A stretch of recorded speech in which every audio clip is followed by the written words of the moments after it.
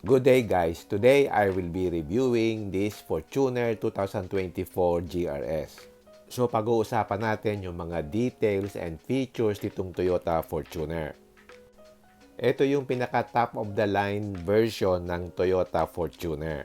Sa previous GRS may kaunting nabago.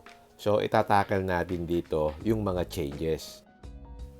But before I continue, I'd like to thank Lalaine Ariola ng Toyota Alabang for helping me in arranging this review. Ilalagay ko yung telephone number niya, so kung meron kayong inquiry, tawagan nyo lang siya. So let's talk about the Toyota Fortuner. Siguro naman almost lahat tayo, we all know this SUV. Way back before, kapag ka naka-Fortuner ka, it's already a statement and a status symbol for many people. Over the years, nagkaroon siya ng maraming iterations at ito na yung pinaka-latest iteration niya. Sa mga hindi pa nakakaalam, ang selling price niya is 2.65 million. That selling price is on the higher side. Siya yung pinakamahal na PPV in the market today. Yung price ba na yon justify sa mga features niya? Itatackle din natin siya later.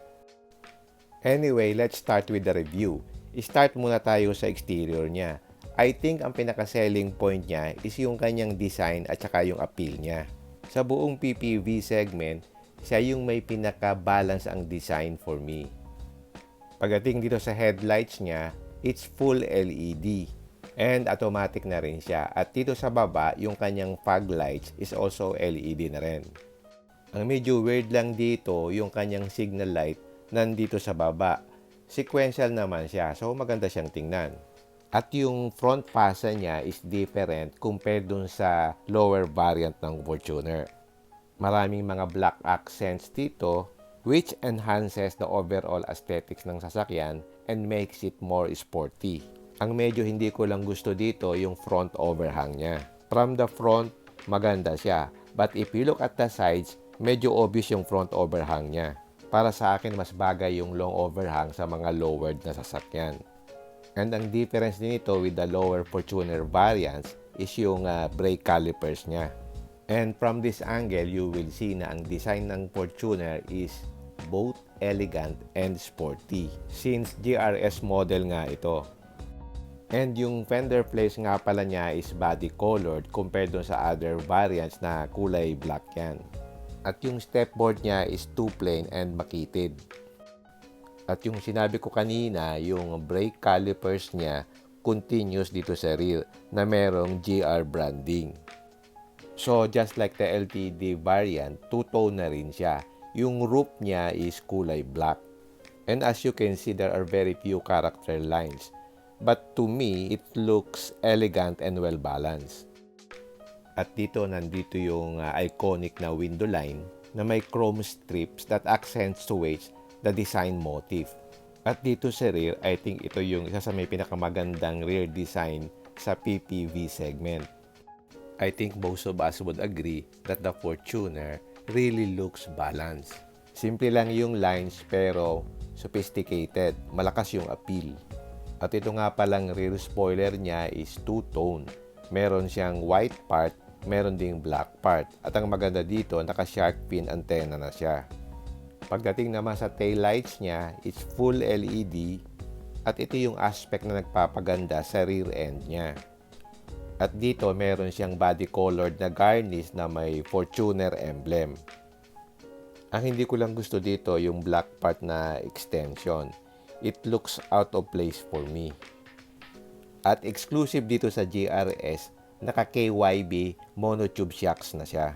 So kung naghahanap kayo ng Fortuner na pinaka-komportable ang ride, eto na yun. So may notable difference compared sa lower variants. Okay, check natin yung interior. Pagdating sa steering wheel, it's tilt and telescopic. So madali mong mahanap ang driving position mo. Ang kagandahan dito, meron siyang GR branding dito sa lower part ng steering wheel. At dito sa taas, meron siyang lane center red marking. Dito sa left ng steering wheel, nandito yung audio control At dito naman sa right side yung control ng instrument cluster. And as well as yung mga sensors niya sa lane departure warning. At dito sa lower portion, yung adaptive cruise control switch. I think hindi ito yung magandang placement ng adaptive cruise control switch. Para siyang Jurassic style. Parang hindi pinag-isipan yung placement niya. And good thing naman, meron siyang paddle shifter. At pagdating naman dito sa siding, it's mostly hard plastic. And the nice thing here is automatic na yung mga switch niya sa windows. At nandito yung switch for the side mirrors. Yung window panels niya is a mixture of hard plastic and soft touch material. At yung soft touch part, medyo nasa durable side yung materials na ginamit. Pagdating naman sa instrument cluster, it's both analog and digital at the same time. At yung cluster niya is GR specific din ang design.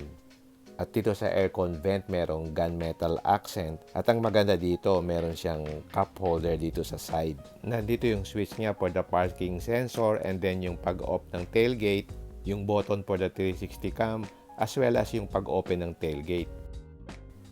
At andito naman sa baba yung fuel cap as well as yung pagbukas ng hood. At yung kanyang pedal is sporty look na aluminum pedal siya. Pagdating naman sa seats, it's 8-way power adjustable pero wala siyang lumbar support. At yung infotainment niya is 9 inches with wireless Apple CarPlay and Android Auto. So pagdating sa clarity, maganda yung quality niya. Pero yung interface mismo ng head unit, medyo parang aftermarket siya, hindi siya parang OEM look. At dito sa lower part, nandito yung switch for the auto climate control. Dual zone auto climate control siya. At dito naman sa baba, nandito yung old school na switch sa kanyang 4x4 system. Nandito naman yung hill descent control at saka yung 12-volt socket. At meron na rin pala siyang wireless charging. At additionally, meron siyang 10-speaker JBL system, which is good, better than stock. Pero napansin ko yung placement ng speaker dito, parang pinatong lang dito sa dashboard, parang afterthought lang. At dito you have 2 cup holders. The nice thing here is pwede mo siyang itago by just putting this cover. At yung shifter niya is pa rin, gated pa rin. Parang napaka old school naman. At dito sa infotainment screen, meron siyang Type A at saka Type C na socket. Pero parang lang, afterthought siya. Parang sinaksak lang dun sa infotainment screen. Kung dinesign niya, maglalaan sila ng space dito sa may dashboard area. At meron siyang 2 compartment. Dito sa taas at meron din dito sa baba na glove box. Yung sa taas meron siyang cooling function. Ang medyo noticeable lang dito is medyo mataas yung kanyang dashboard. At hindi siya cohesive dun sa kanyang side panel. Dito naman sa driver side meron siyang vanity mirror dito, saka may ilaw. At dito sa passenger side ganun din, meron ding mirror at meron ding ilaw. At ang maganda dito, naka full LED lights na sa interior. At ang nagbibigay ng premiumness at saka sporty vibe is yung black niya na headliner. Pagdating sa looks, okay naman siya. Yung vibe niya is on the sporty side.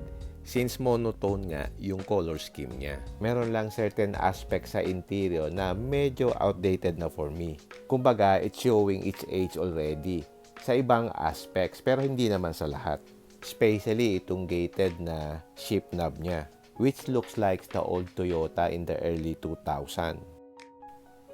Plus point sa Fortuner, meron siyang 3 drive modes, meron siyang Eco, Normal, saka Sport. At nandito yung button for the traction control at saka sa D-Lock. At dito naman sa center console, malaki yung space niya, pero wala siyang power outlet. Sa PPV segment, siya lang yung naka-manual handbrake. Sa panahon ngayon, dapat naka-electronic parking brake na siya. At meron din siyang auto hold feature na kasama nun. So if you have budget for 2.6 million price, meron ka ring budget for maintenance. Ang kagandahan dito, meron siyang suede material dito sa seats. Pero nawala yung ventilated seats gaya dun sa LTT. Ito yung sinasabi kong continuity ng dashboard patungo sa sidings niya. Medyo off yung itsura niya pag tinignan mo sa angle na ganito. At yung interior ambience niya is hindi ganun ka-airy compared with other PPVs. Pero ang nagustuhan ko naman yung monotone color scheme ng interior niya. At additionally dito sa GRS model, meron siyang push start na GR button. Okay, check naman natin itong back seat. As you can see here, the panels dito is the same doon sa harap. It's hard plastic and then soft touch dito sa bandang baba. May leather padding dito at meron ditong black accent. At dito sa bandang baba, nandito yung bottle holder at saka yung speaker. Pagdating sa seating position, maganda yung thigh support niya. Ang maganda dito na i-move mo back and forth itong second row seat to give way sa passenger dito sa third row. Ang medyo noticeable lang dito, yung masikip na interior space niya. Yung front seat naka-adjust na sa driving position ko, pero parang masikip pa rin for me. And another thing na wala dito is yung grab handle. So pag may mga matatanda o kids na aakyat, medyo challenging. And what is noticeable here is yung design ng headroom niya is compromised because of the design of the aircon vents. So kinakain niya yung space ng headroom actually, unlike yung sa iba na flat yung headliner. Actually sa dalawang side meron siyang indentation, but once na umupo ka dito, kung matangkad ka, let's say 5'11 or 6-footer ka, sasayad talaga yung ulo mo dito sa headliner. Anyway, dito sa center console niya, merong dalawang Type-C na USB port at meron ka pang compartment dito, which is a good feature. One thing I noticed dito sa interior ng Toyota Fortuner, medyo claustrophobic yung feeling. It doesn't feel spacious sa loob. Factor din yung headliner niya at saka yung mga design elements like this. Itong pillar sa second row passenger, medyo nahihinder niya yung view from the outside. Additionally, meron siya ditong dalawang cup holders. Hindi ko na siya pakikita kasi naka-plastic. So, punta naman tayo sa mismong third row seat niya. Ang maganda dito, natatambol yung second row seat niya, unlike yung sa Everest na ini-slide lang. So, mas madaling pumasok at bumaba.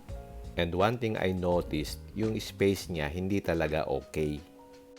Yung second row seat is nakasagad papunta sa likod. So, ganito magiging space niya. Mind you, yung space sa second row hindi ganong kaluwagan. So, i-move natin ng konti itong sa second row. Ganyan na magiging itsura niya. Medyo nagbigay na yung second row, pero dun sa third row, ganito pa rin ang space niya. So, this is one of the worst third row seat. Suited lang siya sa mga bata. If you are an adult, hindi ka tatagal dito, especially sa long drive. And another thing is yung headroom niya. Medyo masikip talaga. Makikita mo yan pag tumingin ka mismo from the tailgate. Medyo claustrophobic ang feeling lalo sa third row. Because of how the headliner was designed, even the headrest and the second row impedes the view from the third row. And meron noticeable bump dito sa third row which impedes mismo yung headroom mo. So hindi ako satisfied pagdating sa headroom masaka yung sa space. And another thing is, sina-fold sa side yung mismong upuan, wala siyang prominent na armrest dito sa third row. So, wala kang pagpapatungan ng arms mo dito. So, mangangalay ka dito during long drive. Meron lang dito sa side yung cup holder, pero other than that, wala siyang armrest. Pero the good thing is, nare-recline naman yung backrest nitong third row seat. And it's a good angle naman. So, once na ma-recline mo siya, medyo okay yung headroom. Kanina, minove natin yung sa first row. Ganito ang magiging legroom ng sa second row. So, hindi ka na masyadong makaka-stretch dito. So, I think kailangan pa rin magbigay ng space yung driver saka yung sa front passenger para lumuwag dito sa second row. And before I forget, dito nga pala yung switch ng interior lighting which is already LED. So, I think pagdating sa spacious na ambience o kaya yung space, hindi siya strong point ng Toyota Fortuner. Ang isa pang hindi ko gusto dito, yung design ng kanyang third row seat. Yung pagtambol niya sa side. Ever since na lumabas yung Fortuner, ganito na yung design. Hindi nila talaga ito binago. Para siyang afterthought lang at hindi nila naisip na i-plus ito dun sa flooring para pantay. So, hindi siya nai-fold flat fully. So, ang laki ng space na kinakain. Sana sa next edition ng Toyota, baguhin na nito. Malaking factor siguro yung chassis niya. Since ito is pick-up based, medyo hindi nag-isip si Toyota na ayusin ito. Kasi yung ibang pickup base, for example, yung Isuzu MU-X, flat yung upuan niya sa likod. Kung iisipin mo yung ibang PPVs in the segment, nagawan nila ng paraan na maging maayos yung third row seat. Kahit ladder on frame chassis yung sasakyan. Anyway, dito naman sa side merong 12-volt socket at saka meron ditong mga anchor points. Ang isa pang lacking dito is wala siyang storage dito sa rear na flooring niya. I do believe na kung ang consideration mo is yung space, hindi ka masasatisfy dito sa Toyota Fortuner. Okay, let's move on. Power tailgate na siya, which is a nice feature. So, it helps na madali siyang buksan at isara by just clicking the button. Okay, punta naman tayo sa pinaka-major change niya, yung engine niya. So, this is the 1GD 2.8 liter na engine ng Toyota. Ang magandang news dito is yung horsepower rating niya is nag-improve from the previous model of the GRS. So, same na sila ng rating ng bagong Hilux GRS na 224 PS and 500 Nm of torque. At pagdating naman sa engine performance at reliability, dito bumabawi si Toyota. So, in terms of on-road performance nitong engine, it's very similar dun sa 4JJ3 engine ng Isuzu.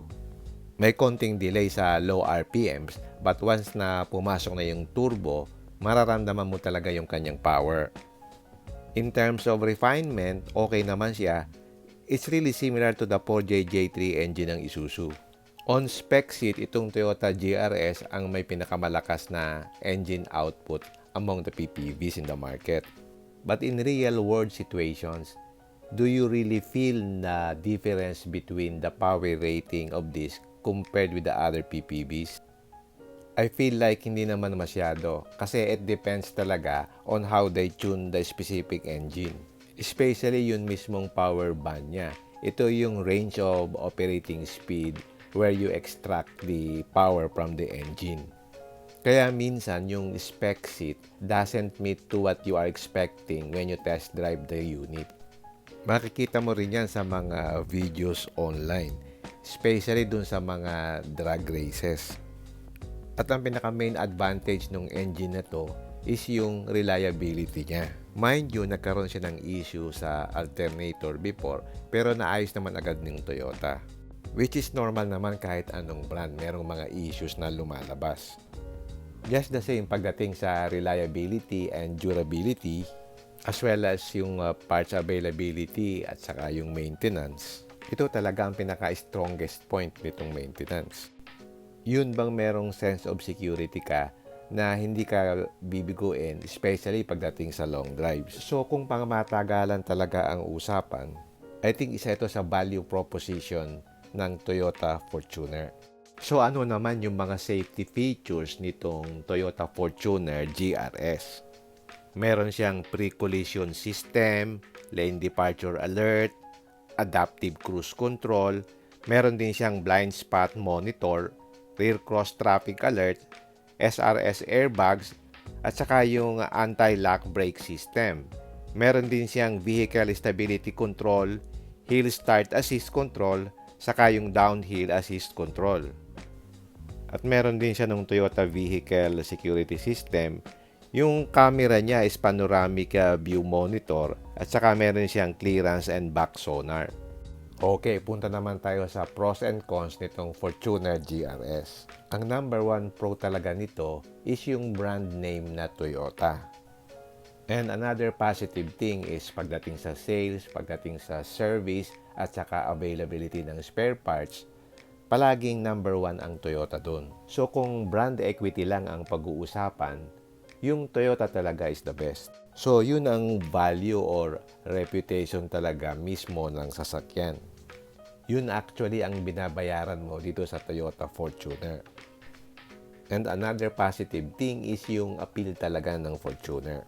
Gaya ng nasabi ko kanina, dati way before kapag naka-Fortuner ka, it's already a status symbol. Marami pa din ang nagagandahan pagdating sa design ng Fortuner sa exterior. Another positive thing, unlike the previous GRS, may notable changes na sa mechanical aspects like yung horsepower and torque bump, yung GRS specific brakes, at yung KYB suspension.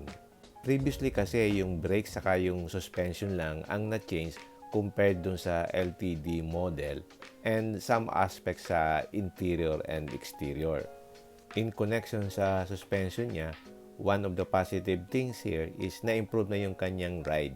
Ito yung pinaka-comfortable na Fortuner in terms of ride. Comparing sa ride dun sa LTD at saka dun sa lower variant, may improvement talaga yung KYB suspension. Mas smoother na siya. Unlike before na medyo choppy yung suspension.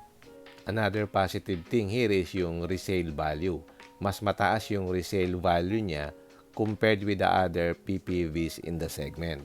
So kung importante sa inyo yung resale value in the future, then magandang option itong Fortuner. Okay, punta naman tayo sa mga cons niya.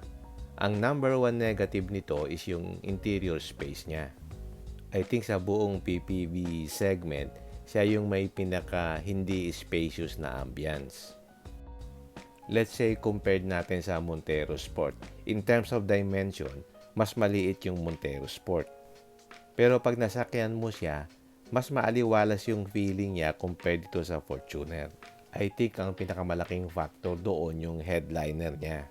Yung room space niya medyo may pagka-claustrophobic side. Another negative in connection to this is mismo yung third row seat niya. So in terms of practicality, kung usually nagkakarga ka, malaki talaga nakakain itong third row seats.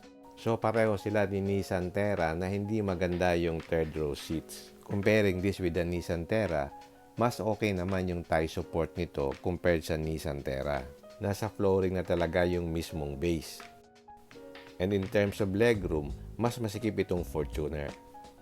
Another negative thing here is maraming mga interior pieces na parang afterthought lang. An example is yung placement ng speaker doon sa dashboard, yung location ng cruise control, yung shifter na gated, as well as yung design ng dashboard and sidings niya na nagpapaluma ng ambience overall. And another negative thing here is yung heavy steering wheel feel. So sa 4x2 model ng Fortuner, medyo manageable yung steering feel niya. So yung mga lower variant like yung LTD at saka yung iba pang model, medyo nasa hefty side yung steering wheel niya. Gaya ng nireview ko na Isuzu MU-X, hindi siya ganun ka-agile i-drive. Medyo weighty yung handling performance niya. Pero sa iba, okay naman yun. If comfort talaga ang hanap mo at saka yung easy handling, yung Fortuner is not suitable for that. Another negative thing for me, pero sa iba may be okay, is wala siyang auto hold feature. So in the PPV segment, siya na lang ang naka-manual handbrake. So sa day and age natin, dapat standard na yung automatic parking brake. In terms of maintenance in the future, mas okay yung manual handbrake. But if you have the top of the line na 2.6 million, dapat may auto hold feature na siya. Ang advantage nun, hindi ka pagod, especially sa traffic. At malaking bagay ito, especially dito sa atin na matraffic talaga. And lastly, yung lack of features niya. Comparing this Fortuner sa mga competitors niya, medyo lacking talaga siya pagdating sa features. For the price of 2.65 million, there should be something different that would justify the high selling price. Kasi yung mga competitors niya are giving a lot for what you are paying for. And they are selling it at a lesser price. So, yan yung mga pros and cons niya. Okay, let's summarize. So, justified ba yung 2.6 million selling price niya? Sa akin, medyo steep yung price para dun sa mga features na ino-offer niya. And if ever I will buy a Fortuner, I would choose the LTD variant na lang. Yung LTD variant, meron siyang mga features na wala dito sa GRS model, especially yung ventilated seats. Gaya ng sinabi ko kanina, yung 204 PS versus dun sa 224 PS nitong GRS, hindi mo masyadong makikita yung difference pag dinrive mo na siya. In effect, parang ang binabayaran mo lang dito, yung GR badge niya. And of course, yung kanyang appeal because it's a Toyota. Alam mo naman sa Pilipinas, number 1 ang Toyota sa market. I'm not saying na itong Fortuner GRS is not a good option. It's actually a good one. Kaya lang, for the price you're paying, parang kulang siya sa features compared mo with the other competitors. There are also certain aspects that you have to live with. Especially yung kanyang space, no? Hindi siya ganong kaluwag. At saka yung kanyang design sa interior, parang luma na. So parang wala yung modern feel na hinahanap mo sa mga sasakyan ngayon. Pero anyway, magtataka ka bakit marami pa rin bumibili ng Toyota. Why? Because of its brand equity. Na-establish nila yung kanyang brand equity. Naging popular siya sa Pilipinas. It's number 1 in the market. So malaking bagay yon. So mapapansin mo, ang mga bumibili nito, yung may mga experience na sa Toyota. In which maganda naman yung kanilang experience. And then, nai-extend ito dun sa kanilang mga kaibigan, sa mga pinsan. So, they would recommend Toyota. Kasi tayong mga Pilipino, sigurista tayo. Kasi hindi naman kasi mura ang bumili ng sasakyan sa Pilipinas. So, kung Toyota ka, madali yung spare parts. Madali siyang i-maintain. Plus, importante rin sa mga Pinoy yung resale value. Mataas ang kanyang resale value compared sa ibang brands. Ang napansin ko sa Toyota, hindi siya masyado nagbibigay ng tech features compared sa others. Mas nagko-concentrate siya sa simple operation kasi they want their products to stand the test of time. Unlike yung mga competitors niya na mas modern yung approach. Naglalagay sila ng mas maraming features that the consumers will enjoy. Especially in this day and age na modern features talaga ang appealing sa maraming tao. So kung long-term ownership ang hanap mo, mas appealing itong Toyota. Although it's overpriced for some.